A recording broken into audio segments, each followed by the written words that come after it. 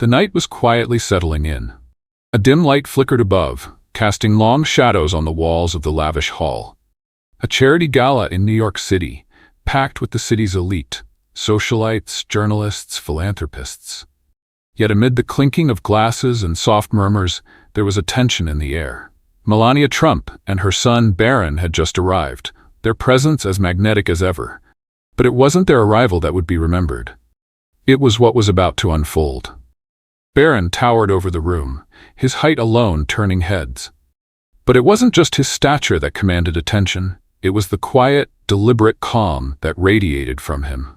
You could almost hear the distant hum of a radio, crackling in the background, a faint reminder of a time when things were simpler, when truth was clearer, and actions spoke louder than words. The gala was a spectacle, filled with bright lights and flashing cameras. But Michael Reynolds, a journalist from the Daily Progressive, had something else in mind. A plan, meticulously crafted in the quiet hours of his office. He thought he had orchestrated the perfect moment. A way to expose Melania, to make her the centerpiece of a viral moment. The plan was simple. Set the trap, provoke her, and watch the chaos unfold. #Melania takedown, ready to spread like wildfire. But what he hadn't counted on was Barron. Barron, who had long observed the world of media, with its sharp edges and hollow promises, was now standing right in front of him. Michael Reynolds stepped forward with the confidence of someone who had staged 1,000 interviews, but there was something about Barron's gaze, steady, unwavering, that made him pause. As Reynolds began his line of questioning, Barron's fingers gently brushed over his phone.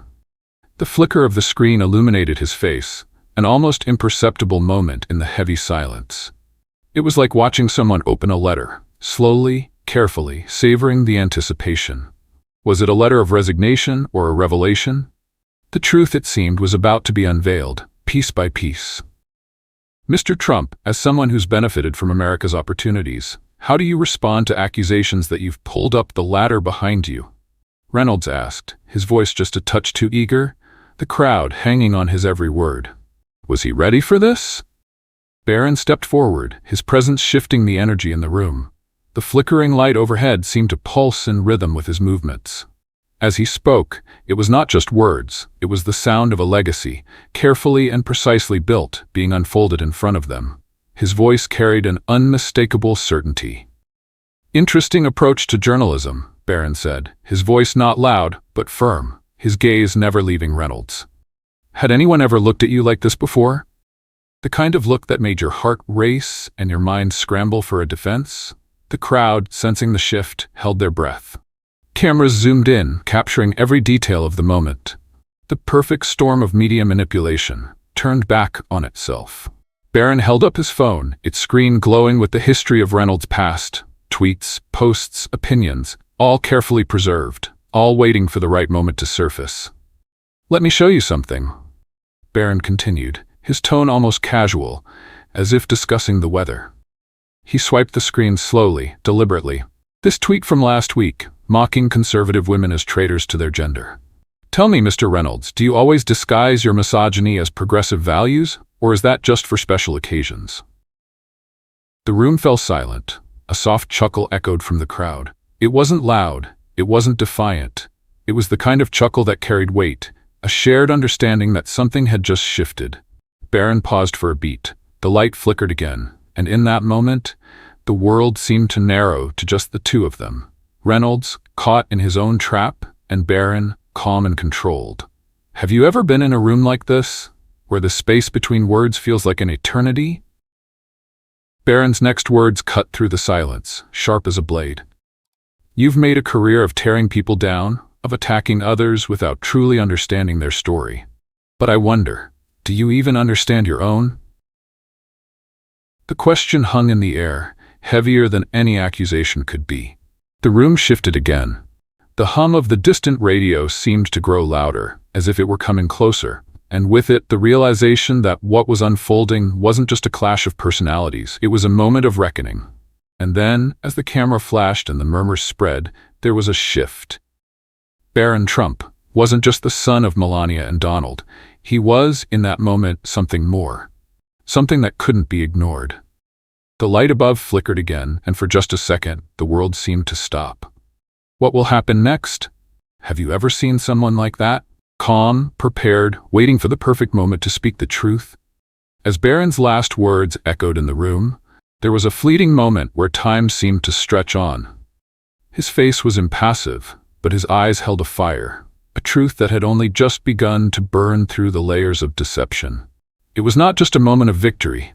It was a moment of clarity, the kind of clarity that leaves a mark that will remain long after the cameras stop rolling, long after the lights dim and the applause fades. And as the camera panned away, the last image left on screen was Barron, standing tall, a figure not just of family legacy, but of a new kind of power. The room had grown silent, save for the soft hum of the air conditioning. Barron stood tall, his posture unyielding, a calm contrast to the storm that was about to unfold. He wasn't the brash, impulsive figure the media often portrayed him as. No, tonight, he was something different. Methodical, controlled, as though he had anticipated this moment long before it arrived. Across from him, Michael Reynolds shuffled his feet, nervously adjusting the collar of his suit, a subtle attempt to regain some control. The cameras, still rolling, captured every twitch, every glance. The glow from the lights above cast long shadows on his face, but it was the flicker in his eyes, uncertainty perhaps, that betrayed his carefully planned attack. The room seemed to close in on him, the air thick with the weight of expectation. In the distance, a soft crackling noise filled the air, barely perceptible, but enough to remind Barron of quieter times. Times when the world wasn't so loud, when truth could be whispered softly into the ether, not shouted over the noise of the crowd. He recalled the days spent in the warmth of his family's living room, listening to stories shared over an old radio. The static hum of those broadcasts had always felt like the pulse of the world outside. It was a world of simplicity, before the chaos, before the need for manufactured moments. But now, here he was, in the center of it all, facing Reynolds with the calm determination of someone who had long since shed his fear of the spotlight. Barron glanced down at his phone, the screen lighting up his face. The faint glow was a reminder that he had come prepared, every detail accounted for, every move calculated. His fingers hovered over the device, and then, as if reaching for a long-forgotten memory, he began to scroll through Reynolds' own online history. The screen flickered with a subtle, almost imperceptible glow, each swipe of his finger revealing something that should have remained hidden. Do you ever wonder what's buried in your past? Reynolds, trying to maintain his composure, took a deep breath before continuing. You see, Barron, this isn't just about your mother. This is about privilege. Your family has benefited from America's wealth, while so many others struggle. How do you respond to that? Barron's gaze didn't waver, but his eyes seemed to soften, almost imperceptibly. How many times have I heard this before? The question was the same. It always came down to privilege, the same tired argument. But Barron knew something Reynolds didn't. Privilege wasn't just a word. It was a weapon, often wielded by those who lacked the courage to face their own shortcomings. His voice was steady when he spoke, but it carried weight. Interesting approach to journalism, he said, his words measured, yet pointed. How many times have you used your platform to tear people down without understanding their story? The words hung in the air like smoke, dissipating slowly as the room remained still. Barron glanced up at the crowd, their eyes wide, their phones poised to capture the moment. And then, almost as if to let the gravity of his words sink in, he swiped again, revealing a tweet from Reynolds, one that mocked conservative women, calling them traitors to their gender. A low murmur rippled through the crowd, and Barron turned back to Reynolds, his voice quiet but unwavering. Tell me, Michael, he said, drawing out the name, do you always disguise your misogyny as progressive values, or is that just for special occasions? Isn't it strange how easily the truth is hidden behind words? The room felt colder now. A slight chill had settled over them all, as if the very air had changed. Reynolds' face had paled. His shoulders slumped, a subtle shift, but it was enough to reveal the cracks in his facade. Barron stood tall, unyielding, like a quiet force of nature that could not be moved. The light above flickered again, casting an eerie glow across the room. Barron, without breaking eye contact, pulled up another tweet, his fingers moving slowly across the screen. Or maybe, Michael, he continued, his voice low and deliberate, it's this one. The one where you mocked immigrant accents while pretending to champion diversity. There was a long pause. A moment of silence stretched out, heavy, suffocating. And then, just as suddenly as it had appeared, the silence was broken by a single laugh, a soft, almost knowing chuckle from the crowd. It wasn't the triumphant, loud laugh of victory. It was a quiet, shared recognition that the game had changed, that the tables had turned. Barron took a step forward. His height cast a long shadow over Reynolds, but it wasn't just his physical presence that loomed. It was the weight of truth, a truth Reynolds had tried to suppress, a truth Barron was now holding up for all to see. You've made a career out of destroying others, haven't you, Michael? Barron's words sliced through the room, every syllable deliberate, each one landing like a hammer. But you forgot one thing. You forgot that there's always a price for truth. Reynolds, now visibly sweating, tried to regain his footing, but it was clear the game had shifted beyond his control. What happens when the truth catches up to you? Barron's eyes narrowed as he scrolled again, his fingers moving with the precision of someone who had spent years learning how to navigate the chaos of the world. The screen lit up once more, this time revealing a screenshot of an internal memo sent to Reynolds' editor. Need rage bait content by 5 p.m. Target Trump family for maximum engagement. Barron held up the phone for all to see. How's this for accountability, Michael? The public has a right to know what's really behind your journalism. The room shifted again, the crowd's collective breath held in anticipation. Reynolds was now fully exposed, the walls closing in. His every attempt to deflect, every stammer was like a retreat, an admission of defeat in real time. Barron paused just for a moment to let it sink in. And then, in a final, devastating blow, he continued. Maybe the public has a right to know that you were fired from 3 networks for fabricating sources. Maybe they have a right to know that your anonymous sources are just your burner Twitter accounts. A gasp rippled through the crowd. The energy in the room was electric, every eye fixed on the unfolding drama. Have you ever seen someone crumble under the weight of their own lies? And just like that, the atmosphere shifted again.